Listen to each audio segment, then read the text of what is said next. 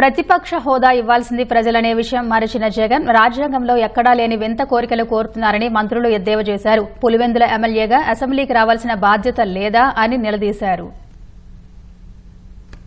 కనీసం ఆయనకి లేకపోయినా వెనకున్నటువంటి కొంతమంది సీనియర్లు కూడా తానా తందానా అంటుంటే ఆశ్చర్యం కలుగుతుంది. కేవలం అటెండెన్స్ గురించి వచ్చారు, సంతకం పెట్టారు, లోపలికి వచ్చారు, 10 నిమిషాల్లో వెళ్ళిపోయారు. ప్రభుత్వం ఇది చేయలేదు, చేస్తే బాగుండని చెప్పి బయటకు వస్తే హర్షం ఉండేది. నాకు ప్రతిపక్ష హోదా ఇవ్వలేదు, నాకు కాబట్టే నేను బయటకు వెళ్ళిపోతానని సిగ్గుమాలిన మాటలు మాట్లాడి దేశంలో ఎక్కడా లేదు ఇటువంటి వాదన.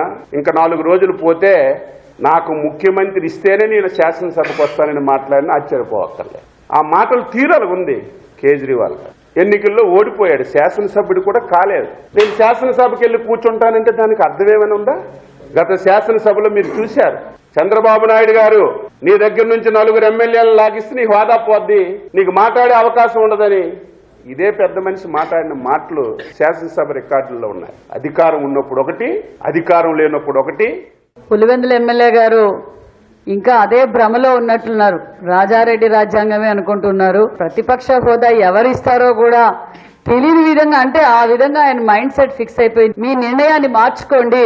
గవర్నర్ గారు ప్రసంగిస్తుంటే సేవ్ డెమోక్రసీ, దానికి అర్థం తెలిసింటే మీరు ఈరోజు సేవ్ డెమోక్రసీ అనరండి జగన్మోహన్ రెడ్డి గారు. మొన్నటి రోజేమో మీరు మీ రివ్యూ మీటింగ్ లో మన పార్టీ 30 ఏళ్లు ఉంటుంది అన్నారు. మీకు ఓటేసిన పులివెందుల ప్రజల కోసమైనా మీరు అసెంబ్లీలోకి వచ్చి, మరి మీకు సలహాదారులు చాలా మంది ఉంటారు అనుకుంటా, ఆ సలహాదారుల సూచనలు తీసుకొని ప్రతిపక్ష హోదా ఎలా వస్తుందో మరి మర్చిపోయినట్లు, లండన్ మెడిసిన్ సరిగ్గా పనిచేసినట్లు లేదు.